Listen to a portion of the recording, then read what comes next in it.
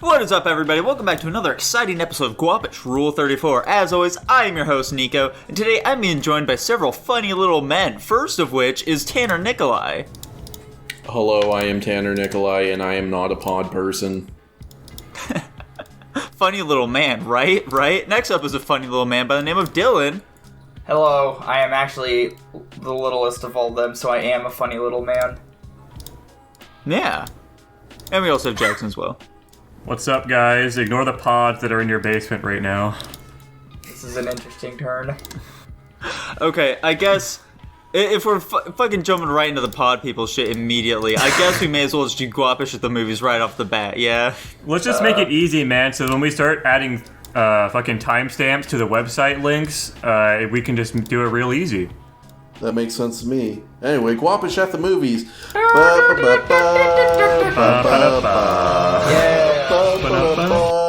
a new one. When do we get copyright strike for that? We won't. We will. Cool. We won't. We'll. In fact, our version is so much better. We'll be able to copyright strike the original movie studios. There we go. That's how we make it big. Okay, so guys, which one do you Nico, want to start with what did we here? watch this week? Oh, what did we watch? Okay, guys, so check it out. This week, we started with fucking Joker, and then we transitioned from that into The Pod People. Pretty crazy stuff, right? Say the real name of the movie, idiot. Sekiro, Shadows Die Twice. So, Tanner, which one did you start with when you were watching? I watched Joker first. Okay, perfect. Same here, dude, same here. So do you want to go with that one, then? It's the far more interesting of the two, I'd say. Sure. Sweet. Starting with Joker, do you guys get it? They literally kicked him while he was down. Yeah. Uh-huh. Yeah. Do you get it? That was, yeah. They weren't very subtle with what they were trying to represent in that movie. Yeah. They beat you over the head with the message, much like they beat Joker over the head with that sign. Yeah. Oh, no.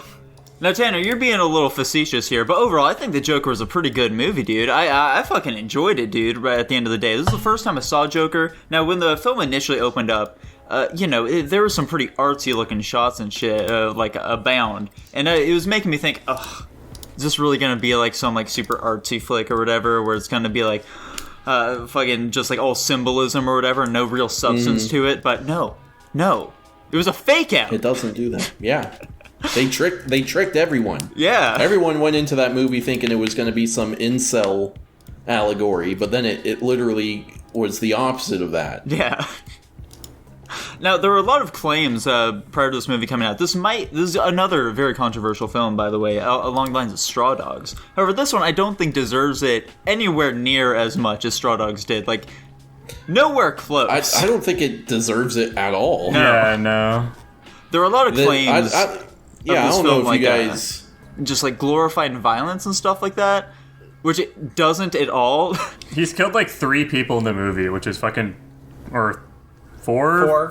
Five people? Four. Five people. 5. Three yeah. people. 3 people on the bus, the fucking talk show host, and his mom. and Randalls. 6 Randalls. people! 6 people, boys. 6 people. And I feel like it's kind of implied he killed that psychiatrist at the end of the movie. 7 people, boys. 7 people. That I forgot about. Any more? Do I hear 8? No? Alright, cool. I think we're settling on 7 here. Alright. Okay. Yeah, I don't know if you guys remember what the temperature, I suppose, was like when this movie was coming out. Vile. But it was just like, Vile. It was it was ridiculous. Literally every single like news organization was writing up their own articles being like, will the new Joker movie empower right-wing incels to go out into the streets and murder people?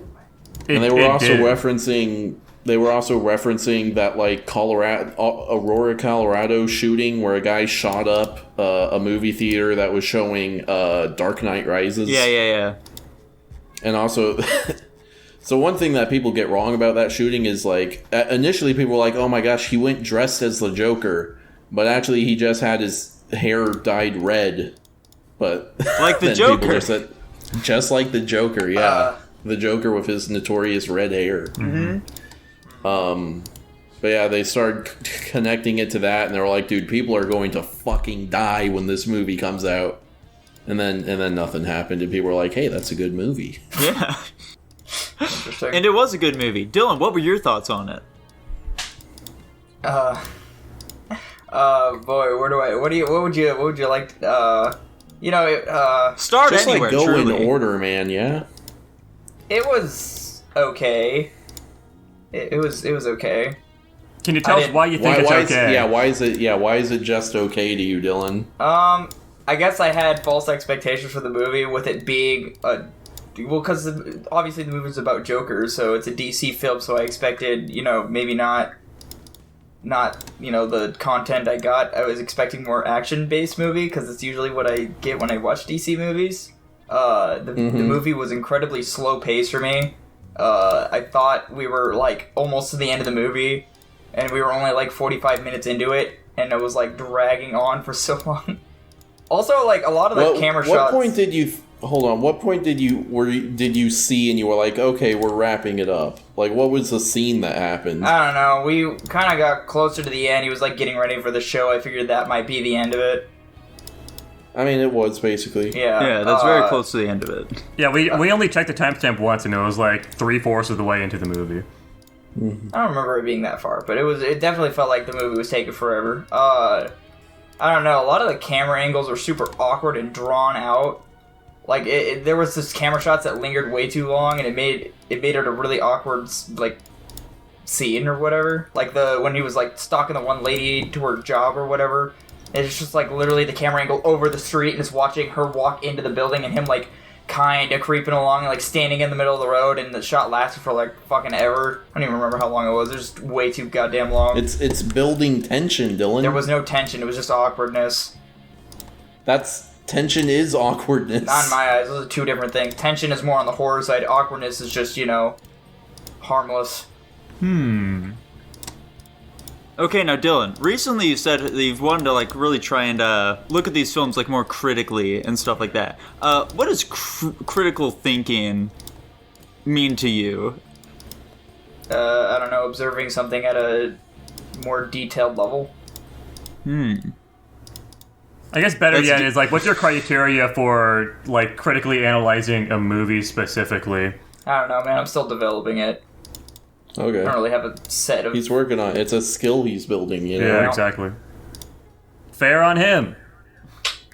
Yeah, so let's look at the movie angles for a second here, Dylan. So, there were several scenes during this film in which we'd be looking at the Joker, and there would be there'd be fucking shit on the sides, all blurred and stuff like that, just objects sort of obscuring our vision. What do you think that's supposed to evoke generally from a cinematography standpoint when we're looking at those sorts of scenes? Given the fact that I literally didn't even notice that, I would imagine it's something, I don't know, something foggy. His mind is foggy or some shit. I don't know. All right, stellar. Well, I thought that the cinematography and everything was really well done in this film. Just generally, the fucking angles and shit that they were using throughout this entire thing. The fucking color work, dude. Right before he went on stage, there's so many shots that you could just fucking screenshot and use as a sweet desktop background or something. It was fucking amazing, dude. I was a big fan of it. The tension that they would build throughout these scenes, and just the suspense you would feel, when he's fucking, smothering his mother and shit like that. It's fucking gets your heart racing. It's fucking spooky, man. Yes, I totally agree. That's a good analysis. Going back earlier into the movie, I want one of those I have a condition cards, but then just put some bullshit on it. You can. There's nothing stopping you. I know, it's just a laminated card. I can do it easy peasy. Yeah. Also, shout out to Gary Goldman. He's one of my favorite comedians. He's a comedian, and he was being a comedian in this movie. Yeah. Which comedian, though, Tanner? There were the first one, the one who's telling the role play joke. Oh, fuck that guy. Fuck him, Tanner. That joke was terrible. Wow. Shut the fuck up. He didn't tell the whole joke in that. Exactly. segment. People were laughing still, though, even though there's nothing to laugh at. It's because the scene's a comedy he club. mentioned sex in the 70s. I guess so. They were laughing. The second comedian, on the other hand, that guy was great. I'm a big fan of that guy. That was Sam Morrill. I've seen him before. That's fair, Dylan. That's fair. Those scenes did do a great job of illustrating just like Joker's madness, though. You know, his awkwardness towards society. When like you'd see like, oh, all the other people are fucking laughing, and then Joker would like wait a while and laugh at just like a part that's not meant to be funny whatsoever. You know. I think that he doesn't know when to laugh or anything. Exactly. He just doesn't understand comedy at all. Despite wanting to be a comedian, it's fantastic. One thing I was a little worried about going to this movie is it'd be like we'd be seeing Joker's like descent into madness, which is not all we ended up getting. He was already fucking crazy to begin with, which I think is like a far more interesting angle to take the character in. I kind of agree with you. I do think it has descent into madness elements. Like, a big part of it is he stops taking his meds. Yeah. That's like a random throwaway line, like near the end of the film, though. That's like halfway through, isn't it? No, it's like right before he kills the guy. Watch him throw his pills in the sink? I don't remember seeing that. I don't remember seeing that. I just remember him like telling his fucking coworkers to come in, like, yeah, start taking my pills anyway. Oh, I figured he stopped taking them after, like, you know, he was talking with his psychiatrist, and she was like, yeah, no, we're getting shut down. Yeah. And, Yeah, you know, and he she didn't lost have his access job. to I them feel anymore. like it was set up that he wasn't on medication anymore. Yeah. But I don't think that played like a major element in things, you know. I don't think it was like a big deal, Tanner. I don't think it was like anything real, you know.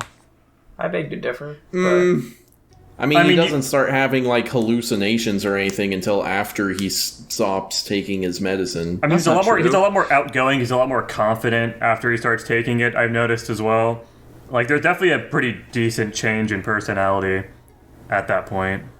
Yeah, he had definitely been having hallucinations of the fucking single mom or whatever, like, before he stopped That was taking after... No, that was after he stopped taking his medication. There's no way that was after. That was after. There's no way, Tanner. He stops pretty early on in the movie. I don't believe that, dude. I simply don't believe it. We gotta watch it again, man. Sucks. I guess we have to. Again. We have to roll it back. Let me bring up this point. This is random nonsense, but have you guys noticed a recent uptick in the amount of like white man, black woman couples in media? no. No. I've only seen one No? example of it Okay. recently in That Strange World. Okay, well, you also saw Joker. They Aside definitely from work Joker, and also So it that's doesn't really two. count. Yeah, because it it was was... Why just- it was- doesn't? Well, because it was his. they, It was a they fantasy set of his it up mind. anyway. Like they could have chosen any race of girl to be that girl. I mean, I guess. I'm just wondering if I'm just noticing it more because I am in one of those types of relationships, or if it's actually being like thrown out there more. Well, Like I talked to my girlfriend last night when we were at dinner, and I asked her this exact question, and she said, "Oh yeah, they're pushing that propaganda hard now." So. I definitely- personally think that the director of this film is like, you know, he's a bit of a scumbag, and when he thought of like, let's get a single mom in here, That's the angle you. that's what I'm assuming your- here, dude. I'm not quite sure that I believe that, to be honest. I don't believe it either, considering that you and I both had single moms, Nico. And I they're not personally black. think they should have made it white to like not, you know, like really not like give into the stereotype at all. Interesting. Or Asian, that would be an inspired choice. Sure, yeah, totally, whatever. I think the first, like, really, really excellent scene that stands out in this movie is where he finally has his first snap and he shoots the three guys in the subway. Yeah. Oh, that scene was That scene- super cool. With the fucking dude. the lights flashing on and off with them going through the tunnels, and then like slowly the approaching. choreography, the shooting, the acting, all of it is just like perfectly well done. The shot where we have the camera on this side of the platform and then he's over here and he's got his bag down and he's like this and he's just marching forward. That's so eerie looking the whole time. Yeah, one thing I really like about this movie in general is they really show the importance of guns, honestly, and just how impactful they are. Literally every single shot in this movie is really fucking loud. Most of the time it kills somebody or hits somebody, and like it really just like drives home like how fucking, you know, deadly these things can be. which like I'm not really saying it's more like a propaganda thing whatsoever, but like it really just drives home. Like there's not a huge amount of violence in this movie, but when there is, it's like really fucking loud. It's violent, things like that. Which I like. I like the choice of doing that. Now, as far as complaints go, guys, Dylan, how about you start us off for this section? What do you mean start us off? I already gave all my thoughts. Those were all of your complaints? That was everything you had to say about the movie? I'm still not really analyzing this movie as much as you guys are. I just watched the movie, man. Unfortunate. Alright, so Jackson, how about you then? I definitely feel like they drew out some of his, like, I'm going crazy things. There's a lot of... You didn't like the dancing? Yeah, things like that. I mean, like, he's some crazy person doing crazy person things. I feel like they didn't really need to show everything. Him getting to the fucking fridge, I still don't really understand. Yes, that was the one I was thinking of. I don't understand exactly why he got... What's wrong with that scene? It's just like he was trying to kill himself. Was that what he was trying to do? Was that what it was? Old-timey fridges tend to lock from the outside when you close them. So he was attempting to kill himself, but he's so poor and whatever that his fridges broke. So he wasn't able to kill himself. See, that was another one of those scenes for me where it was long. I don't think that reads like whatsoever. I didn't get that at all. I just thought he was going to crazy. You'd have to know that that's a thing that people used to kill themselves in their fridges back in the 70s to get it, I guess. Okay. Anyways, I guess I'll backtrack on that one because that makes sense to me, to be honest. I thought it was just like them showing him being like crazy for the sake of being crazy. No, he was attempting suicide. Okay. He has a gun. I don't know. There's lots of people who have access to guns and then try and kill themselves via other methods. I don't know. Yeah, I don't know. Honestly, I think the biggest thing, it's a little bit heavy-handed with its way of describing things. Like, they're really driving home that this guy's life is fucking awful and horrible. And it's like just like a little bit too edgy. I mean, like, I know that's the whole point of it, but it just seemed like a little much for me. But honestly, everything else other than that was really stellar for me. Cinematography was awesome. The acting was amazing. Joaquin Phoenix's performance was incredible. I think the tone of the entire movie was super, super well done. I think like especially like all the action scenes. They're very few, but they're all just incredibly impactful and so fucking intense. Like I love the scene of the cop chasing him on the train, and when that shot gets fired, like he fucks up bad, and then it all just like sells in from there. Every action scene had me fucking getting goosebumps on me. So yeah, I think most everything in this movie was incredibly well done. Yeah, I think an important part of setting the tone is they just do a great job of portraying like the fucking grimy 1970s New York. Yeah. Like there's no point in this movie where I look at the scenery or what's going on in the background or whatever. I'm like, oh, this is a place in 2020 that was made to look like the 1970s. Yeah, honestly, that's something I didn't really even think about that much. But the fucking the settings were actually really good and really well done. It definitely felt like you're in a live 70s city. Yeah, Gotham truly did feel alive, and also felt like a fucking shithole that I would never want to step foot in any point in my life. Yeah, oh my god. Factual. Dude, did they actually see a fucking captures... super rat? Did you actually see a fucking super rat? Or are you guys lying to me? Are you gaslighting me? No, I did. I saw it at the end. I gotta go back and watch that. I have to see the super rat. I was so sad when I missed that, and both him and Nico were like, there's a super rat! Super rat. How'd you know it was a super rat and not a regular rat, guys? I don't know. It was rat-shaped and was fucking huge, so I don't know what else I could say. It had a big cape on its back. You know the way they're gonna solve the super rat problem? Super cats. There we go. Is Bruce supposed to be really emotionless? I don't really know anything about Batman, but I was really confused with the little kid Bruce just having no reaction to anything. So that's really one of my only other complaints about this film is the inclusion of Bruce Wayne in it. I didn't like that very much. I wasn't a massive fan. I don't think it was necessary to really have him in the movie. When we saw his fucking parents die, I think that could have been a bit better done, because it's we fucking seen them die so many times. We don't need to fucking see it again, okay? If they just showed the fucking dude who's about to kill him go into the alleyway and then just have that shot of him walking up towards them. We didn't need to see him actually shoot him or anything. We would have understood what was about to happen as is anyway. So for somebody like me who has basically no experience with the DC franchises, this I guess was good. I know his parents died.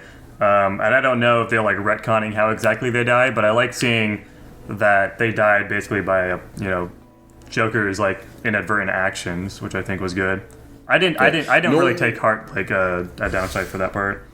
Yeah, I disagree with Nico. I think that was I think it's a neutral inclusion. I don't think it took away or added to the film really. I don't think it was necessary at all, man. I don't think it was necessary. Typically, Batman's origin story is his parents are killed by just some random thug. But obviously, since Joker is having his origin story while Bruce is still a child, they said, let's make it a Joker guy. That was one thing I was very, very scared of when he went to the fucking theater to, like, confront his fucking father. I was very spooked that after their confrontation, he was gonna fucking meet him in the alleyway and shoot them. I was like, no, that's such a terrible choice. Why'd they do it? They didn't, thank fucking God. But They didn't do that. I was scared. Speaking of the scene, I did really like the scene with him and Bruce's dad in the bathroom. I thought that was really well done. Yeah. Honestly, his dad doesn't come across as like all that villainous of a guy. He's just some fucking dude. Yeah. Yeah, he's like a rich guy, and he's like, hey, what do you want, buddy? Like, he's reacting as a person who believes they are being harassed in the bathroom should act. Especially from some like really crazed, deranged looking dude. Like, I think he was acting totally fine. I never really got the idea that he was like super bad, except for like his weird speech about like whatever. I was gonna say also, speaking of that scene, something I noticed on this, I believe this is the third time I've watched this movie. Something I noticed for the first time on this watch, when Joker is like getting ready and he's painting his face, he looks at that picture and it's a picture of his mother, and then on the back it has that note that says like "Love you, Sally" or something.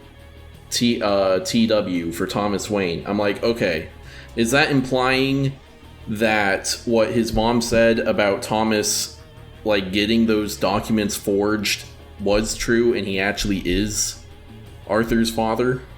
Or did she just write that there because she's fucking nuts? She's crazy. It's ambiguous. Yeah. It doesn't really matter in the end. No. It doesn't. Let's see. I thought the Randall murder scene did a great job of like balancing high tension while also having comedic moments in there.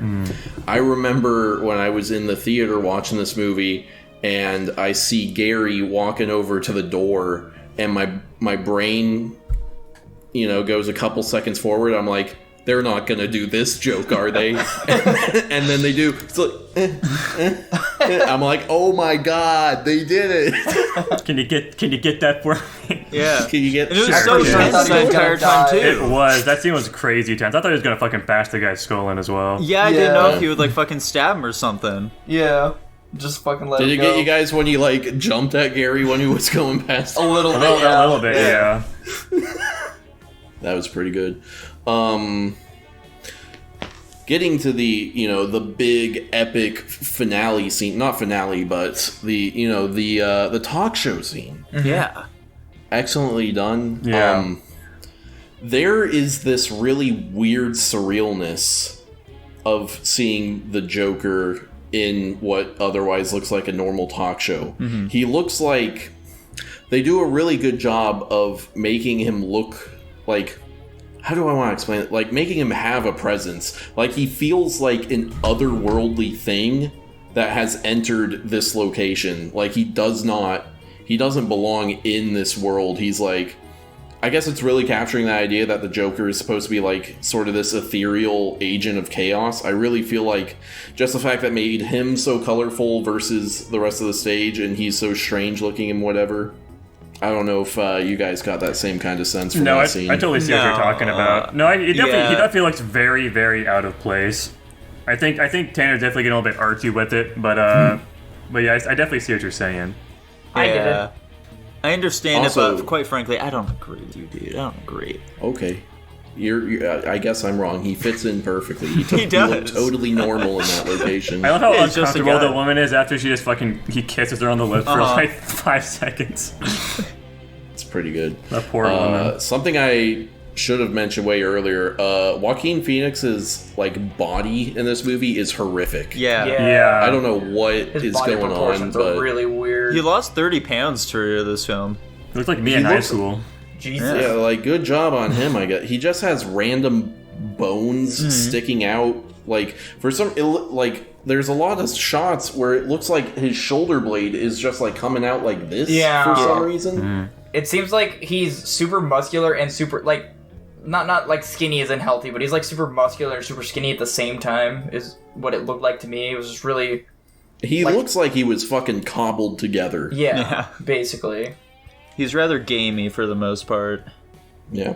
And also with the talk show, obviously, like, you know something is going to happen. What they tease is he's going to kill himself at some point. Yeah. Is he's just going to blow his heads off on the thing. And so it's building. And then instead of doing that, he fucking shoots Robert De Niro. See, I told him that it somebody happened was gonna so die. quickly.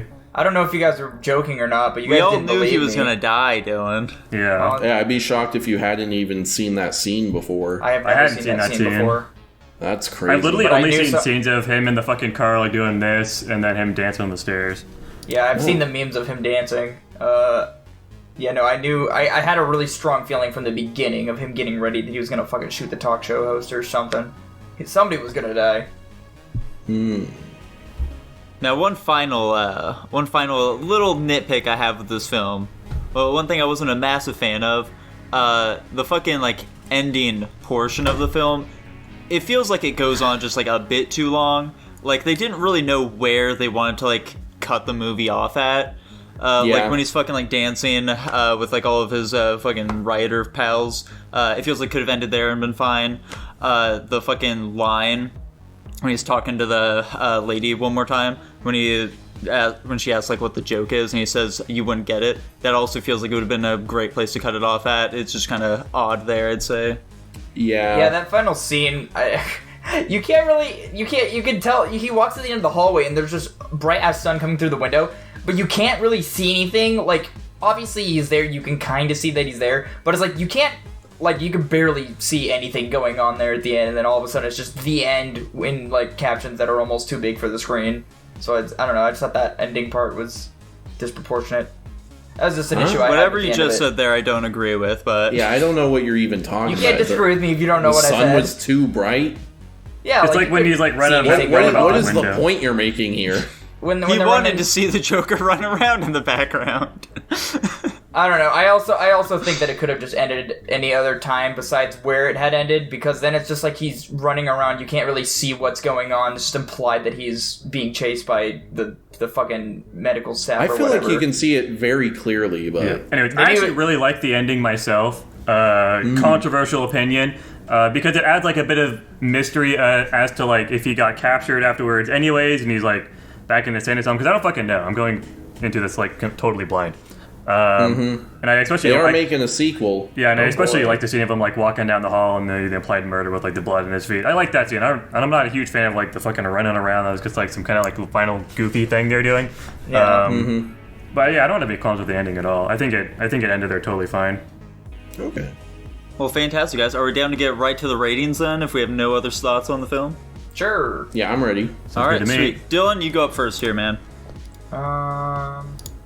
I don't know. Maybe like a B- or something. B-, all right. Tanner, how about you?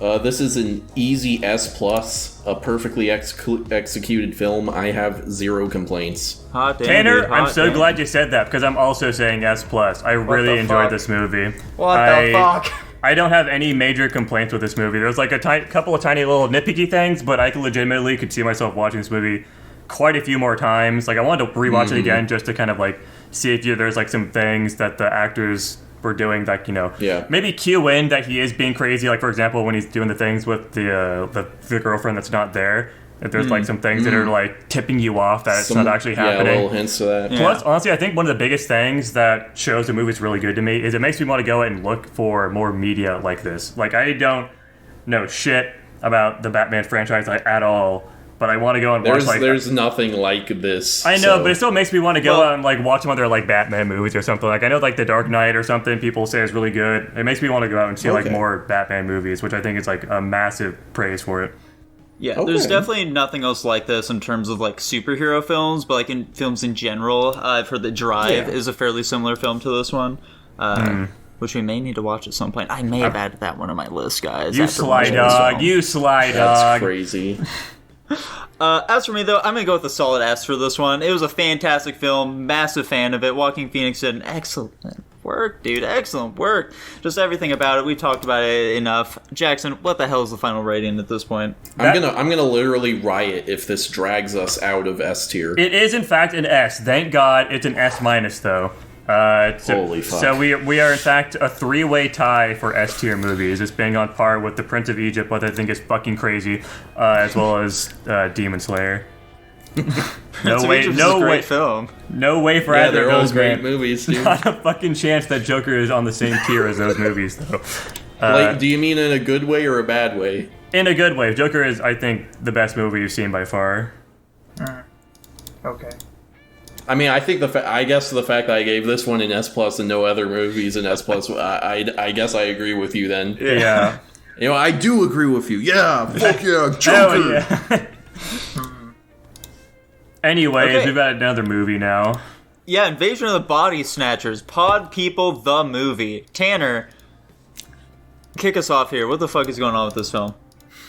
So you know, it does, you know, I want to say the classic, but like this was 1956. For all I know, this is the first time they've ever done where like they show sort of the end result of the plot and then flash back. You know, because like nowadays that's a fairly common trope. Yeah. I But mean, maybe like in terms of like film, but I know that's a fairly common like storytelling trope in general, so I'm sure Yeah. it's been done many times prior to that. Well, no, I mean, yeah, obviously, I mean in film, Okay. dumbass. We don't read books. What? Tanner, you're saying that after we promised we'd already be starting Guapish at the book club? Now, hold on a second. Ain't no way you guys are Dylan doesn't want to read. Yeah, I don't want to read your guys' books. Dylan wants to read Hop on Pop every week. No. So, you know, sets us up. We got a doctor's office, and he's like, dude, this guy's out of his fucking mind. And then we see a very disheveled man. And he's like, I'm also a doctor. I swear to God, I'm not crazy. And then, woo, and we go to Santa Mira, California. Yeah. This movie takes place in California. Yes. I think Did- so. did I Just knew figure there was that something out? about it I didn't like. I thought that was very obvious that it was in Yeah. California. Call LA, call Sacramento, call San Francisco. Oh, yeah. Yeah, well, that aside from especially that, tips it off. the geography of the terrain. Yeah, them fucking whatever, running the around environment the shit. desert, Yeah. I thought Yeah. this was in Arkansas, bro. What? for sure. Arkansas does look a lot like Santa Mira. California. To be completely fair though, the fact that it was like a flashback movie, I completely forgot about that till we made it to the end where they're like present day, like, so that was the story. They're like, oh, what do you think? And they're like, I Yeah, don't no, know, think it's honestly, I crazy. forgot too. So, Same. but I mean, I thought Reasonable it was. complaint. So one thought that I had expressed and shared with Nico and Jackson here is that, you know, usually nowadays if we watch movies, you know, we can judge people's acting because, you know, they're from our day and age, we know how people act, and, you know, we can usually pretty easily judge their acting. However, for movies that are like beyond our time, for example, like literally this movie, whenever I see movies or shows like this, I have no choice but to believe that the way that these people are acting are exactly how these people like live their lives in those eras. So I think that judging the acting from these time periods is a little more difficult, but I always think that acting from these time periods were always really, really good, unless it's obviously terrible. But I thought the acting in this movie was actually really good because I really don't have anything else to go off of here. I see what you're saying, Dylan, but I don't like totally agree. Like, I definitely like the perspective of you can't fully criticize the way they're acting and if they're actually fulfilling the role of, you know, trying to be like a person, not somebody just acting, because we know exactly how they acted during that time period. Yeah. But I definitely feel like you can just judge the acting normally. I think that the acting was okay. I don't think it was think anything the acting crazy. I think it was serviceable. I feel like they were acting the way they would live their life normally, so that's what I was getting out of it. I think the acting, at the very least, for our main guy was really good. So I do like his portrayal. I don't think any of the side characters are really that exciting though. Yeah. Fun fact about this movie. So, you know, we have the you know, the scene. So, you know, it opens up. He goes back. He's coming back from a conference, and he goes to his thing, and she's like, "Oh, I don't know, people were calling us and whatever, and then they stopped calling. And one of the first people he really sees is the kid that gets brought in. Mm-hmm. So that pill that he gave that kid, Yeah. that was horse tranquilizer. Oh. I mean, dude, how do you know that? is that just implied in the Because movie? it was 1956. That's how they, that's what childcare was like back then. Isn't it illegal see. to give people horse tranquilizer? Doesn't that kill people? Nowadays, we know that, but back then? Okay. Dylan, I was making jokes the whole movie about him fucking giving people cocaine and shit throughout it. Yeah. Okay? It's just what they did back in those days. They Listen, were dropping man, I acid am and shit not- constantly. I am not obligated to believe anything you say, given how much you lie to me. Brutal. Unfortunate. We used to give fucking morphine to children. Yeah. Yeah. That shit's brutal. That poor kid's IQ was cut in half on that day. Side note, what the fuck is spoon bread? I don't We know. all were confused about that too. Actually, yeah. I should find that Let me really look quick. it up right Yeah, now. I'm I about need to to look say I'm up about what to- spoon bread is. What is spoon bread? Here it is. And I need to know if that was a joke where the guy was like, "Oh no, I gotta leave. You're Spoon making bread spoon." is That was actually just a bread bowl. It's This corn- is just it's cornbread. Oh. This is just. It's just cornbread. I need Yeah, to snap okay. some fucking I mean, cornbread. I hey, love cornbread. I'm gonna make some Cornbread's tonight. pretty fucking good. Not gonna lie, I love cornbread. Cornbread's I love delicious. cornbread. So it's just like. Maybe it's like I a guess it's special just version of it's it. like I think it's just like slightly soggy Maybe? cornbread, Or so may- you need to use a spoon. Or maybe it's what they called it back in the 50s. I don't know. I don't know. It's tough to say. The jury's still out on that one. I don't Now, one notable thing about this film as we were watching it, Dylan, you fell asleep during this movie. Did I? Yeah. When? It looked like we looked at you and you're just doing this. Oh yeah, I was messing with my hood a lot. I didn't fall asleep. But you're doing it for quite some time, it looked like. Listen, man, ADHD is a bitch. There were just like- several minutes that passed while you were doing that. you're Listen, really- man.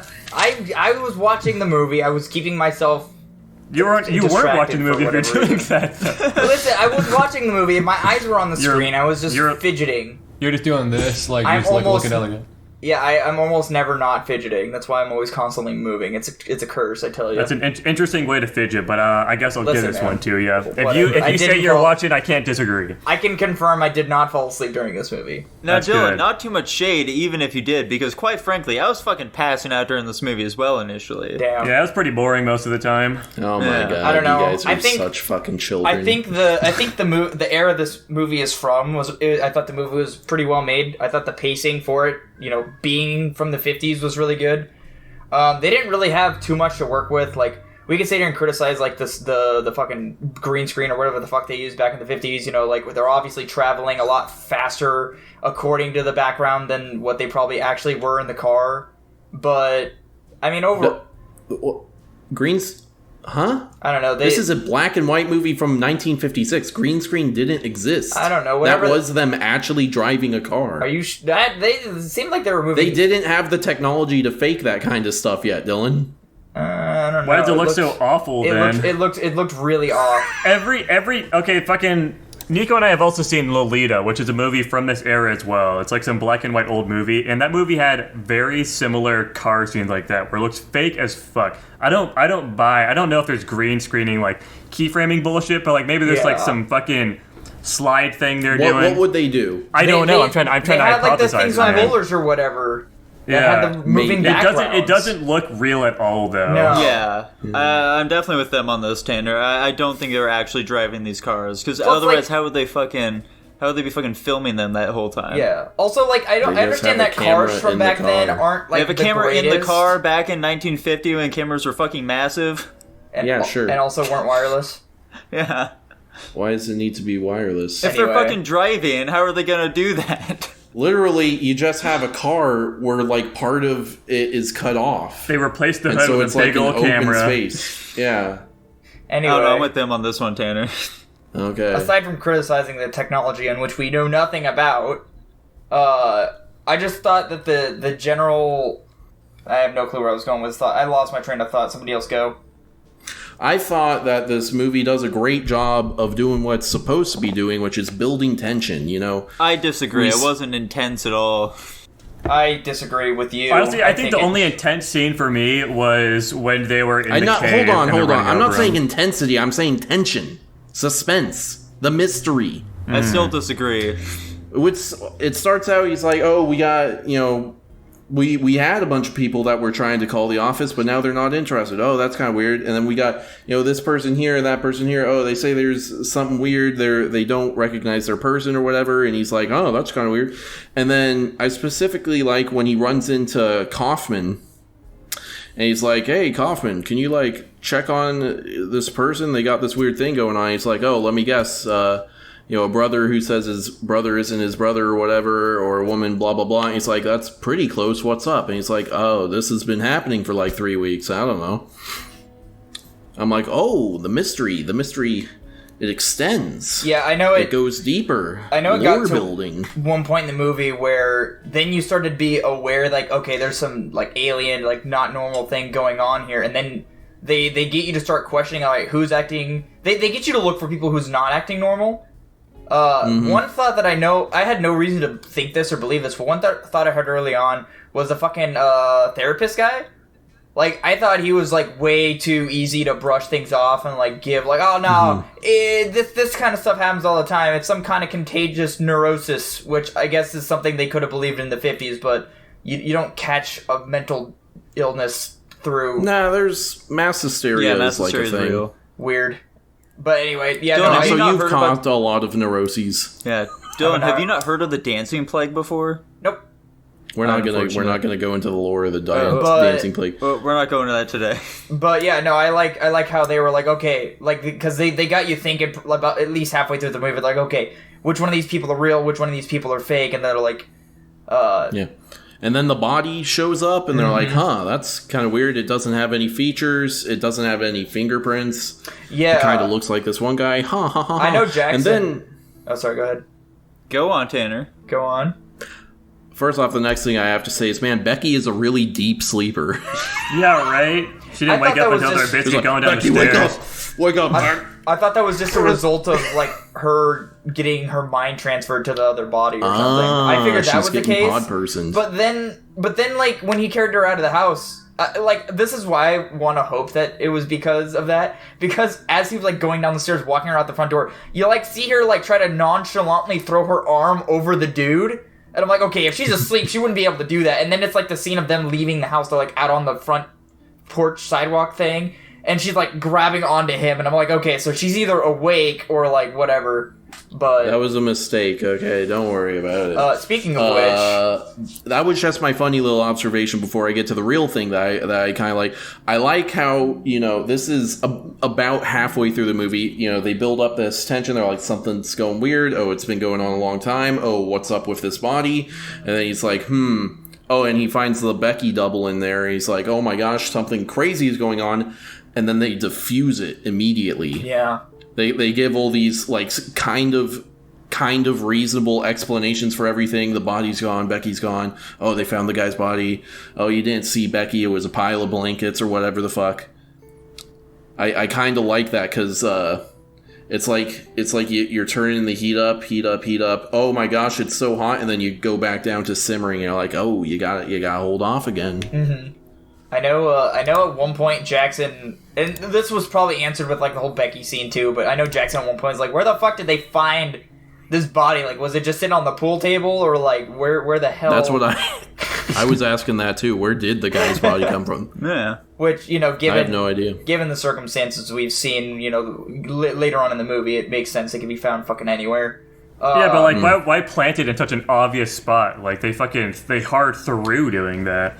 Yeah. I assume the guy must have just found it somewhere in his house, and then he dragged it up to the pool table. That's what I'm thinking. Probably. Mm-hmm. One thing that I had a gripe with, because if we're just going on weird quote-unquote mistakes that they made throughout the movie, I'm going to jump to the end here. It's when they're chilling in the cave, and they're trying not to fall asleep. And so he fucking carries her because she's like, oh, I don't think I can go on much longer. And then he drops her. He's like, oh, we have to stay awake. She's like, oh, we can't go on without sleep. And then she falls asleep for 2 seconds, and then opens her eyes, and she's like, oh, I'm one of them now. I'm like, so what the fuck was the point of her? We don't know exactly how long he was gone when he was going to check out the farm, to be fair, but it probably wasn't that long. No, because she fell asleep after they both fell in that mud puddle or whatever. No. No, Yeah, she fell asleep yeah. when he was gone. Did she? Because she was awake when she found him. Or when he found her. No, when he left the cave and looked at the pod farm, she had fallen asleep in there. When he comes back into the cave, it's not her that he runs into. Yeah, it's a pod version of her. Yeah. Is it? Because I she's don't still think acting that's like her true at normal all. self. Well, yeah, the pod people pretend to be the real people. Well, no, That's not no. That's not all how it's played throughout the entire thing. I'm with Dylan on this one. When he comes Yeah. tanner, No, she's still pretending to be shut Becky. the fuck up. He, No, he- no, no, and then shut he the fuck up. kisses This is how her. it goes. He kisses This is how it her. goes. This is how it goes. He fucking comes back. He's talking to her. She's like, I'm fucking sleepy. We need to sleep. He fucking picks her up. They leave. Then they fall down. And she's like, oh, I'm so tired. She closes her eyes for like a fucking second. Then she jolts them back open. She's like, you need to fucking stop this. You need to just fall asleep already or whatever. That's how it fucking plays out. When does that happen in relation to the kiss? Because the kiss is when he realizes she's turned. Fuck if I What are know, you talking dude. about? That's when she You're, falls asleep. you She guys, falls you asleep guys in need that to watch scene. it again. You're wrong. Okay, No. okay, hold on. Let's listen. I don't remember a lot of things, but when I finally do remember things, I usually, I'm not too far off. She literally, he finds her in the cave. She's like, "Oh, I can't go on much longer." And he's like, "Yes, we can. We have to stay awake." So he picks her up, walks her out of the cave, is walking her, and she's like, "We can't go on without sleep." And then they fall into the mud puddle, and she's like, "Oh, we can't. We need to sleep." And so then he fucking kisses her, and he looks at her, and her eyes are closed, assuming she had fallen asleep for 2 to 5 seconds. Then she opens her eyes, and she's like, "I am one of them now."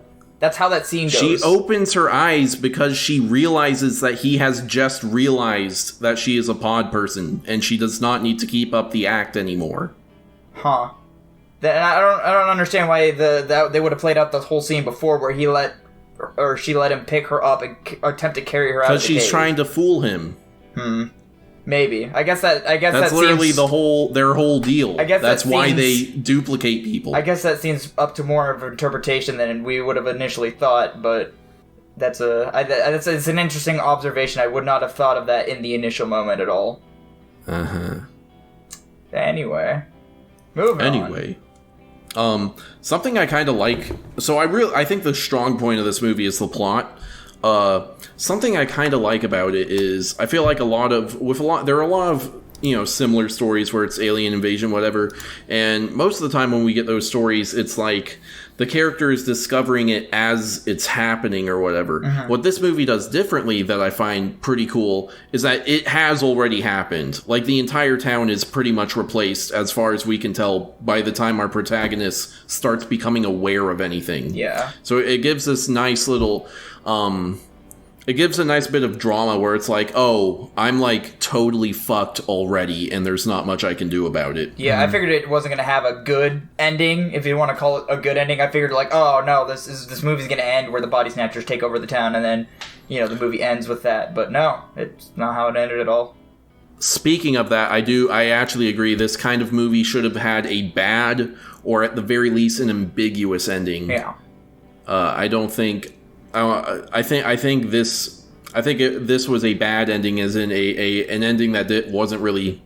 It wasn't well done. Satisfying. Well, yeah, It ends super fucking abruptly. Yeah, that as well. Yeah. I was going to say, it is, probably not as ambiguous as you want it to be, but they were kind of like, they bring in the guy on, like, the gurney, and they're like, oh, what happened to him? He's like, oh, he got hit by a truck, like an overturned truck or whatever. And they're like, oh, and they're like, oh, and this truck, like, spilled over, like, so the weirdest thing I've ever seen. And then everybody's like, whoa, what the fuck? What do you mean? Because they're, like, now they're making connections that they, oddly enough, probably shouldn't be making. They're like, I don't know, there's some giant seed pods or whatever. They're like, what the fuck? And they should have cut it right there. I think this would have been a great ending if he says, oh, they were like giant seed pods, cut it right there. Yeah. Instead, they go into the thing where now these guys, like, immediately believe the entire story, and they're calling the FBI and the military, Yeah. blah, blah, blah, blah, blah. Yeah, Well, like, okay, I guess. That was really dumb. Also, If they cut it at, like, oh, they were like giant seed pods, cut right there. Yeah, it had a I nice think that lingering would've- shot of, like, the slow realization of what's going on. yeah, and I guess I would have, yeah. in the same vein, to flash back towards the middle of the movie where they were, like, at the house, trying to check out the body doubles and everything. Are we to assume that with him trying to reach like the FBI and like multiple different branches of government, are we to assume that the pod people have already taken over those branches of government? Or are we just supposed to assume that they were legitimately busy and could not be reached? No, the pod people were in control of the operator of the phone, and she was just pretending to not be able to connect him. I forgot that. He literally says that. FBI, though. I forgot that that's how phones. Well, I mean, I also didn't know where the operator was. I mean, so. I believe in 1956, you probably could be like, "Hey, can you get me the governor?" Yeah, that part was crazy. I guess in my brain, it didn't like make the connection. Like this operator is somewhere nearby where she could be a pod person. So I guess I didn't make that connection. So I guess that makes sense. Yeah. One question I do have, sort of like the way these, pods operate. I for one thing, I can understand the mind swap thing. I'm like, okay, it has some kind of weird psychic connection. I don't need that explained. What is happening to the real bodies? That's what I'm confused about, that's dude. what we didn't find out. If Dr. Guy went further into the cave to where, like, the water was, would he see, like, Becky's real body? That was the other thing. My assumption going into this movie is that, like, the pod people are created and then they have to kill the original hosts and, like, hide them or something. Yeah. But it kind of seems implied.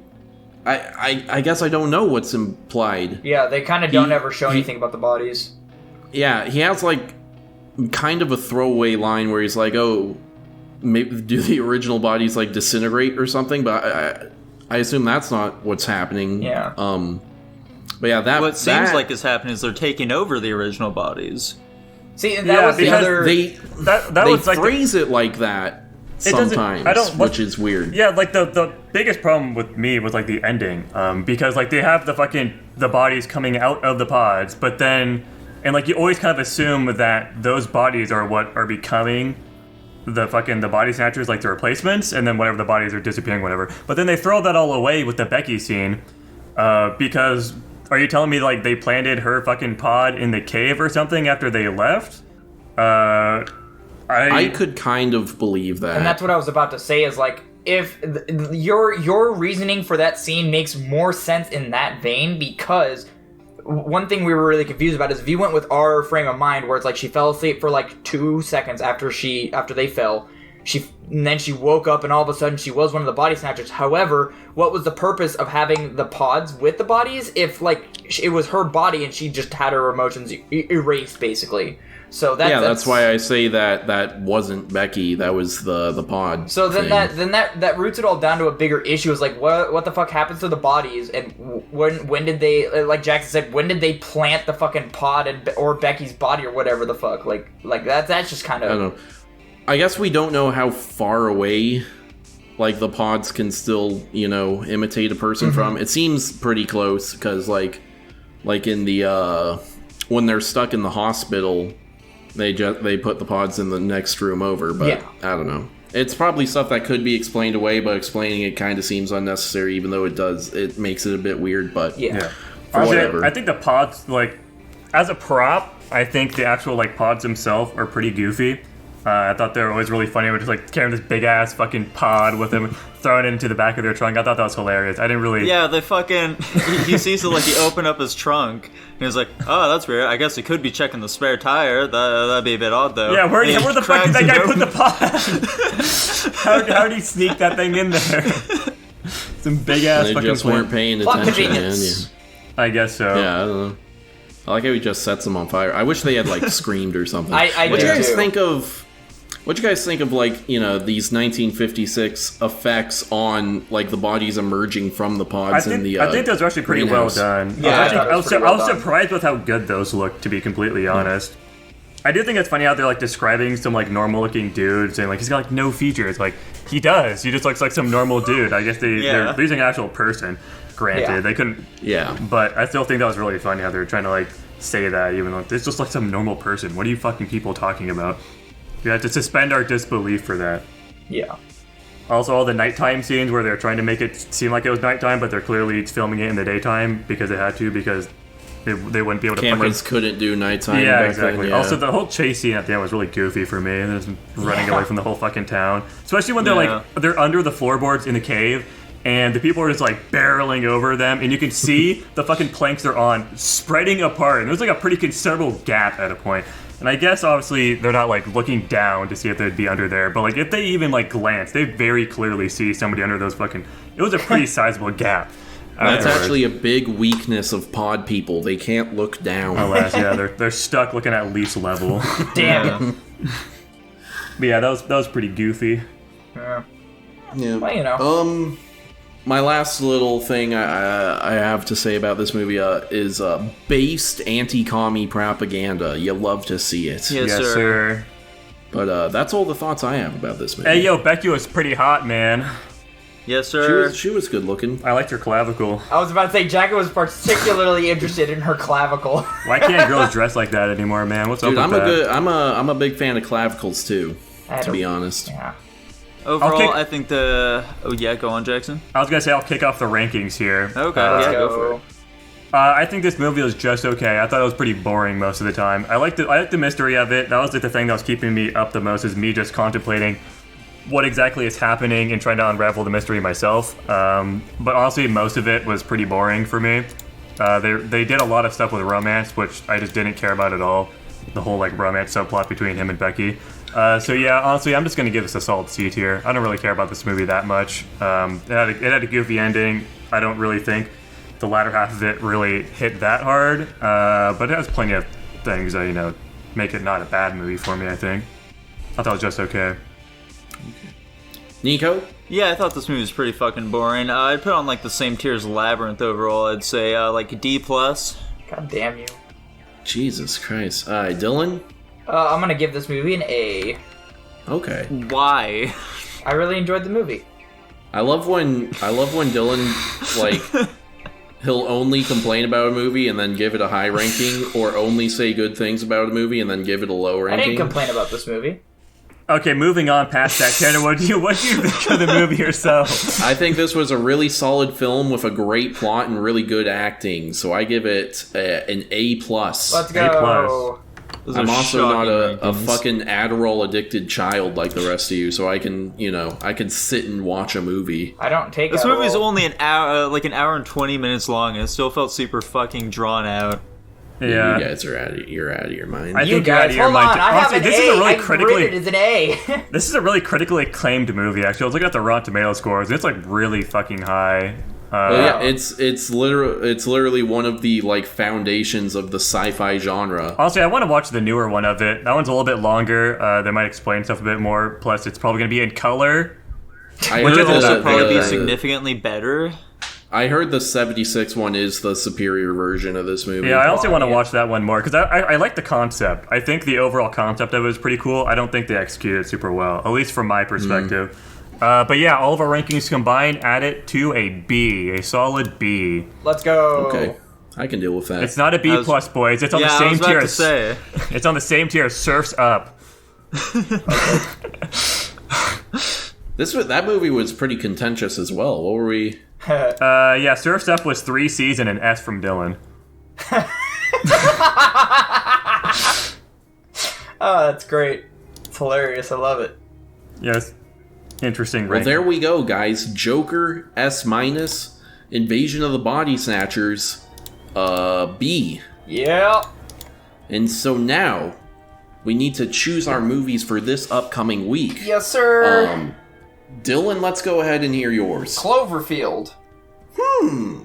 Okay. Yeah. I haven't seen that one. It's fucking awesome if you like scary movies.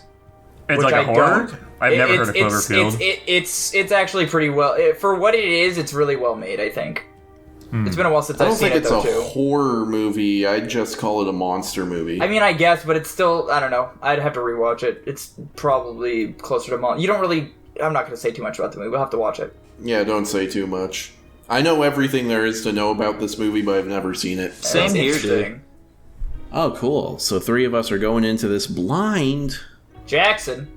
Jackson, Is it what me? is your pick? It's Oh my Yes. gosh. Okay, guys, I keep wanting to watch Scooby-Doo, but there's also so many more movies that I want to watch more than the Scooby-Doo movies. Damn. Which is Just, really... just fucking pull the trigger and say Scooby-Doo, man. do No, it, man, man. there's movies I want to watch more than fucking Then pick the Scooby-Doo.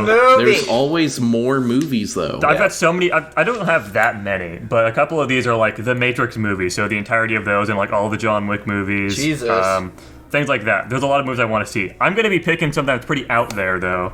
I'm Okay. picking The Cube. Oh. I've heard of that one. Yeah, Haven't two seen it, spooky though. movies, it sounded like.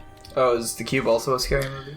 The Cube is like a suspense movie. I don't... Yeah. it- The Cube is spelled with a Q, right? I have no idea. I spelled it with a C. Maybe.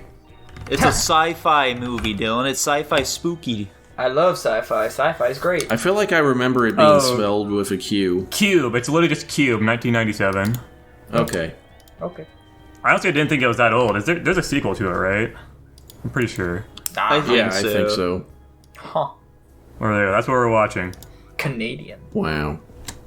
Do we have any? Fantastic. Fear, Fantastic, guys. paranoia, suspicion, desperation. I was gonna say. Yeah. I look forward to these movies quite a lot. We actually had a lot more to say about those bad boys than I expected us to. Yeah, I was gonna say, do we have like a quick thing, or are we just gonna end it? No. We gotta have some normal conversation here somewhere. We gotta have what do we something, What do we you know. want to talk about then? Let's see here. It's kind of tough to say. I have a few bangers in here that I really did want to get to, but it's not looking like we'll be able to quite today. Tanner, are you familiar with Far 4 at all?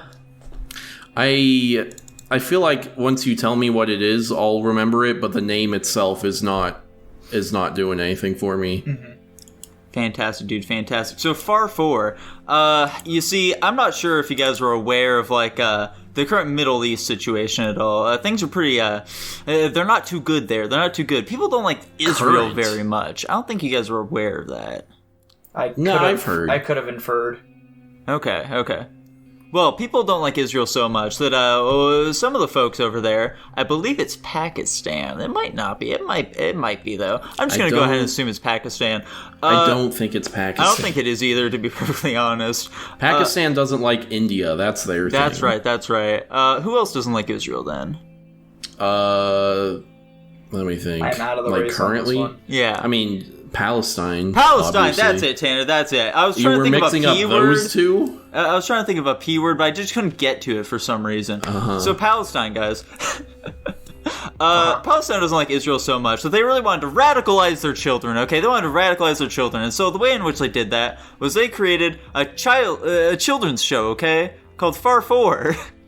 In which the main character is a man dressed up like Mickey Mouse and telling children to murder the Israelites Jesus Christ! and to become religious zealots and kill them. Is it at least low key? Like, is it? No, not at oh. all. It's not subtle.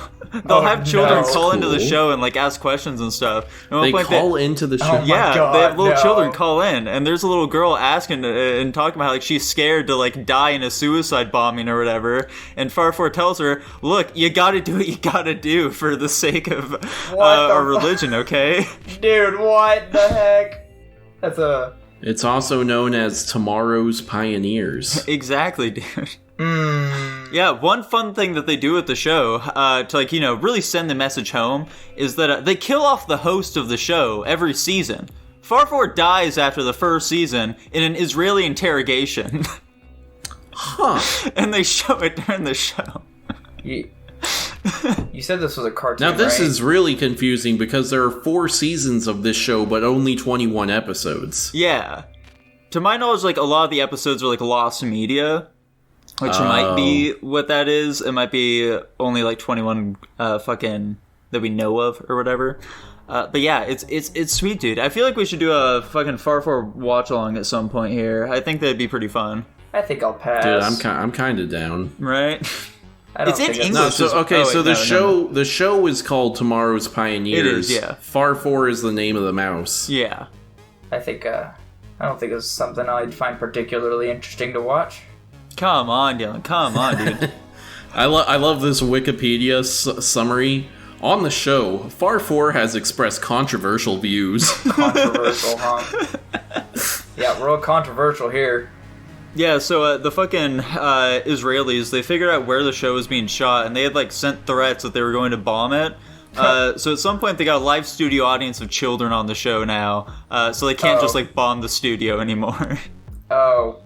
Oh, yes, here we go. In episode 105 from June 22nd, 2007, Far 4 is beaten to death during an interrogation by an Israeli. Jesus Christ. This is a cartoon? No, it's a guy in like a mascot suit that looks Yeah. like a mouse. Oh, so this is... Oh my god.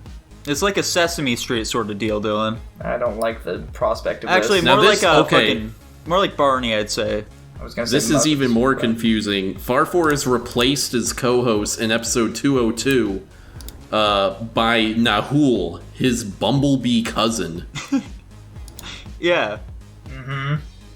What's so weird about that, Tanner? What's so weird about that, man? Oh, this is part of Hamas children's programs. Hamas being the anti-Israeli terror organization that runs Palestine. Yeah.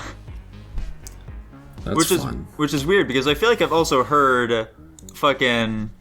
the people there are not big fans of the show either. But it's also still funded by their government, so... What are you Lots of gonna do sense at the end of the we're getting day? I want to see if God. this Nahul character also dies. Oh my god. I believe so, yeah. On the show, Nahul has expressed terrorist views. Weird. I would Oh have my never God. guessed. Yeah, like I said, each of their fucking hosts die, so I can only assume that he does at some point. What the hell? What is... In episode 204, Nahul visits the zoo, where streaks of cruelty become apparent for the first time. Nahul states, "The cats here are asleep. The poor, wretched, imprisoned cats. I feel like abusing them. Yeah. They fucking This go cat to... is... this cat is asleep. I feel like attacking it." Yeah, they fucking go to a zoo, and they're just like, a bunch of animals there, and they just beat them. I'm telling you guys, the show is sweet. We gotta watch it sometime. No, I'm Wait, good. what the hell? Okay, so Nahul does die. He dies of, like, an illness because he can't leave the country to get medical attention. Yeah. Okay. And then he's replaced by Aswood, his rabbit cousin. One of his famous quotes is, "And I, Asud, will finish off the Jews and eat them, Allah willing." Jesus Christ. On January 2nd, 2009, episode Unknown, he was seen dying in a Gaza hospital after being injured in an Israeli attack. Jesus Christ. Huh. Okay, yeah, there's only like 5 episodes per season. There we go. Real interesting things happening here. So yeah, that was what I had to bring to the class today. What about you guys? Can I just... One of the names of one of these episodes is Nasser and the expulsion of the Jews. Jesus Christ. Right? Oh. Wait, why is one of these episodes Aswood versus Denmark? Does Palestine have beef with Denmark? Yeah, I believe that Denmark was very outspoken against the show as well. I think the U.S. also had some very harsh things to say about it, too.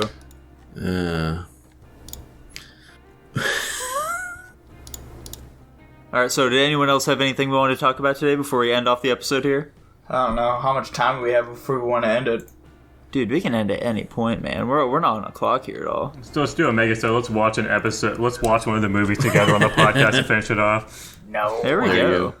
go. I don't have anything I don't in know, do we particular to got- bring up. Give us pick one more Guapish topic, Nico. Me? You do it, Tanner. Okay. Oh boy, You know what? wait. Here, let's do something real easy. Okay. Yeah? We're gonna figure out what our D&D alignments like of us in real life are. Oh I boy. see. I assume you're going to provide a link for us to follow, correct? Yeah, I'll bring something up on my screen in just 1 second here. You're just gonna bring it up on your screen? Yeah. Wait, we're why not going to do it individually? What? Uh, What are you guys even talking about? I thought we were each getting our own things here. No, we're gonna put them all on the same one. I assume this boy. would be like some shitty like BuzzFeed quiz you were sending our way. Oh no! I'm saying we're gonna use our actual knowledge of each other. Ah. Fuck, that's showing the wrong screen, idiot. Whoa. Show Why? that one. Go live. There we What am go. I echoing through? Never mind, it's gone I now. don't know. This one sucks. I want to use a different one. Oh my god, it's Reddit. Oh no, I'm black again.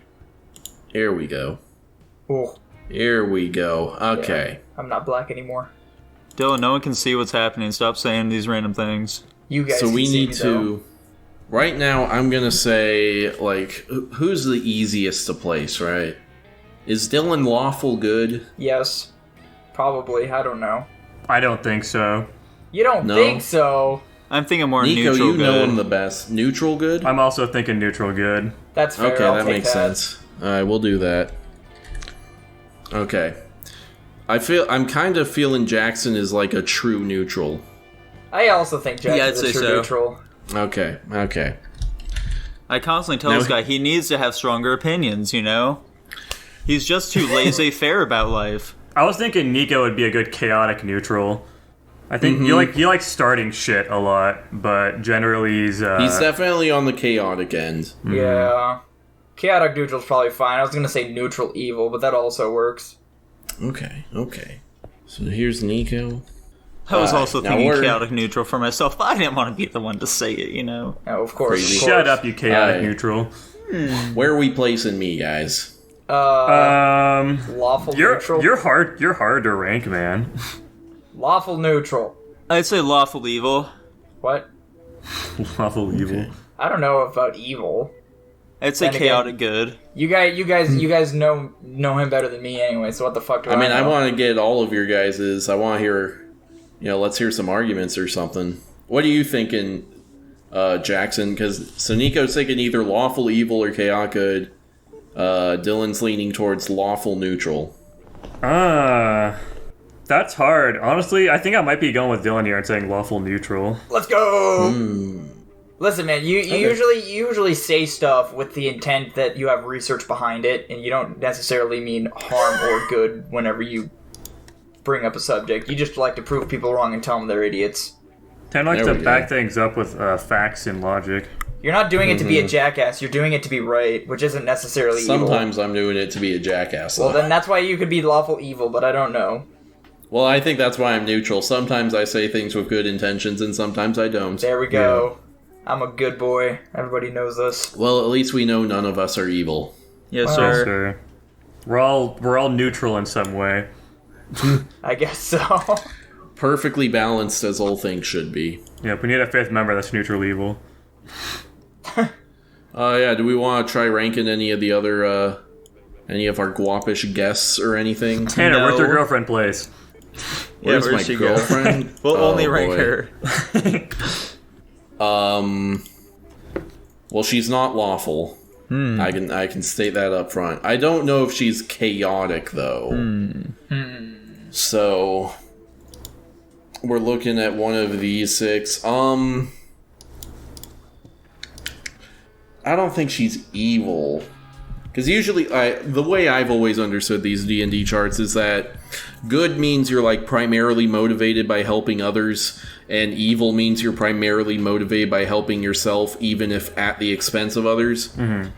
So I don't think my girlfriend is evil. I'm kind of thinking chaotic neutral. Yeah. Yeah. I think that's where I'm thinking my girlfriend goes. You guys complement each other. We sure do. We balance each other out, cover each other's weaknesses. As about- good couples should. How about Blake, man? I feel like Blake is a really He is solid pure lawful neutral. good. I was saying lawful I think- good. I was gonna say lawful I agree good. with lawful good. Yeah. Should we do your brothers? Should we do your brothers, Tanner? No, we're not doing any more of these. Guys, that's it for the episode. If you enjoyed it, feel free to like, comment, and subscribe. Hit us up on patreon.com/Guapish, where you can get access to the Discord server, 500 slime coins, early episodes, as well as the pre and post Guap. Can you believe it? It's crazy. Also, check us out over on rumble.com as well. We've been making some leaps and strides over there, haven't we, Tanner? Oh yeah, we get like 2 views on every video now. Shit's crazy, dude. We're making like a fucking 200th of a cent off of those bad boys. Mm-hmm. It is popping off like smearing off. And if you guys don't want to remember any of those links, just go to guapish.com. We've got all of them aggregated there for you, as well as all of our movie rankings. Yeah, buddy. Guapish.com. Bye. Bye. Bye.